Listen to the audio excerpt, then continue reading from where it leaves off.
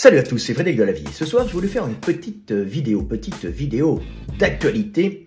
Donc, on est dans la folie, on est dans une espèce d'enseignement délirant de la zététique, qui est vraiment une secte d'État, puisqu'elle est en partie financée par l'État, puisque Thomas Durand est prof et travaille à la fac de Nancy. Alors, il n'y a pas que lui, on a toute la bande, on a aussi notre ami Jake Enfit. Bon alors calmez-vous, je vous résume l'affaire rapidement. Récemment, une zététicienne a voulu formuler un propos sur Twitter qui était mal compris. Et franchement, vu la tournure du tweet, il ne pouvait que être mal compris. D'ailleurs, suite à de nombreux signalements, son compte Twitter a été suspendu. Mais Assermendax de la Tronchambier a fait l'erreur de défendre cette vidéaste. Il n'en fallait pas plus à notre ami Delavier pour en faire une vidéo afin d'accuser Assermendax de pédophilie, de fou et d'autres joyeusetés de ce genre.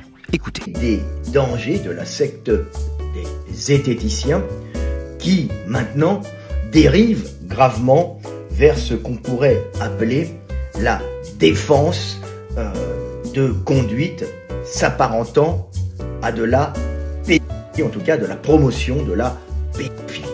Mais maintenant ils font la promotion de conduite pédophile et en tout cas d'enseignement se rapprochant de la pédophilie. Alors non seulement ils font la promotion de techniques qui cassent le dos des gamins, et en plus maintenant ils font la promotion où ils soutiennent une zététicienne qui avait tenu des propos extrêmement choquants sur le net.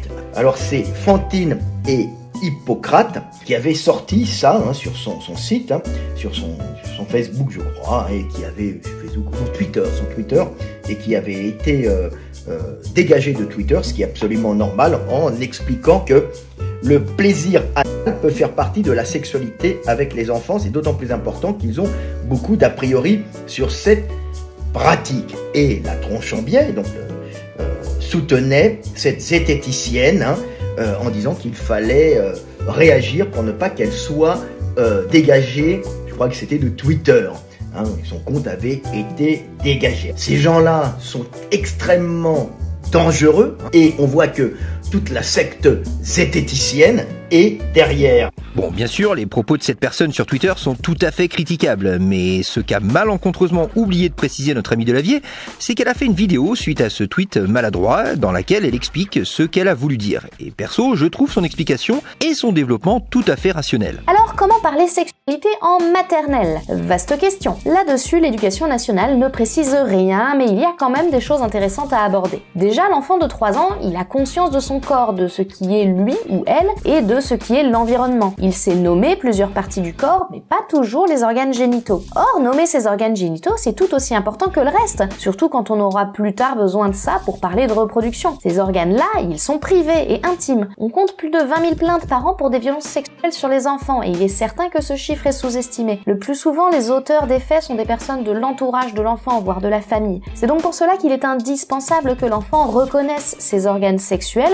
il soit capable de les nommer, et surtout de comprendre la notion d'intimité. Une dernière chose à préciser, cette vidéo a été écrite et publiée assez rapidement suite à la suspension définitive de mon compte Twitter après un thread où je m'exprimais sur le sujet et où j'ai eu le malheur, entre 2 consultations, de vouloir répondre aux propos haineux de la meute des anti-éducation sexuelle. En effet, le tweet était très mal tourné car pris seul, il sous-entendait que le plaisir anal était important pour les enfants. Bien sûr, ce n'est absolument pas l'intention de ce que je voulais communiquer, raison pour laquelle je fais cette vidéo. Comme quoi, c'est quand même plus clair dans une vidéo de 25 minutes que dans un tweet de 100 caractères. Malheureusement, parler sexualité sur internet, c'est compliqué. J'ai voulu aborder une question on ne peut plus importante, celle de la sexualité infantile. Il va de soi qu'il ne s'agit pas de l'encourager, mais au contraire de prévenir les enfants de subir une sexualité qu'ils ne sauraient vouloir en l'absence de possibilités claires de consentir. On ne le dira jamais assez, un enfant non conscient de son corps ne saura pas imposer de limites ou chercher de l'aide au moment où il en aura besoin. Les ravages sont redoutables et documentés. Des ados qui comprennent comprennent trop tard qu'ils ont subi quelque chose de grave, quelque chose d'ancré en eux et en définitive, quelque chose qui aurait pu être évité avec un peu d'éducation. Néanmoins, je tiens à présenter mes excuses sincères aux personnes qui auraient pu être choquées par ce tweet que je n'aurais pas dû publier. Je n'ai pas eu le temps de le supprimer avant de subir le raz-de-marée de signalements à mon encontre et que Twitter décide de suspendre mon compte. Mais notre ami Delavier préfère diffamer publiquement Assermendax. Cela étant dit, c'est plus facile d'accuser publiquement une personne de choses très graves que de s'occuper de prévenir la violence sexuelle chez les enfants. Car pour savoir si la prévention chez les enfants a un effet, il faut étudier un peu le sujet. Et s'il avait fait ce travail de recherche, il saurait que Assermendax et cette vidéaste-là cherchent simplement à réduire les violences sexuelles au minimum. Et il se trouve que les études à propos de la prévention chez les enfants montrent un effet positif. Bénéfique. Bénéfique pour l'enfant puisque grâce à ce type de prévention, l'enfant en grandissant sera plus facilement susceptible de reconnaître une agression sur lui ou sur un autre enfant s'il en voit une. Enseigner ces choses-là à des enfants, c'est de la dinguerie. Laissons le temps aux enfants de grandir, de vivre leur vie, de s'intéresser à autre chose que la sexualité dans un premier temps, mais laissons-leur une vie d'enfant, une innocence d'enfant, et laissons-leur le temps de découvrir tout seuls la vie. Quand ils seront adolescents, ils commenceront à s'intéresser à ça. Bah non, au contraire, si tu veux que des enfants en grandissant sachent reconnaître une agression, vaut mieux commencer par leur expliquer les bases. Allez, je vous laisse avec un petit florilège de notre ami Delavier. Je suis une référence mondiale, pris par exemple, je le répète encore, en Corée, en Chine, à Taïwan, et même aux États-Unis, au Canada et au Brésil, comme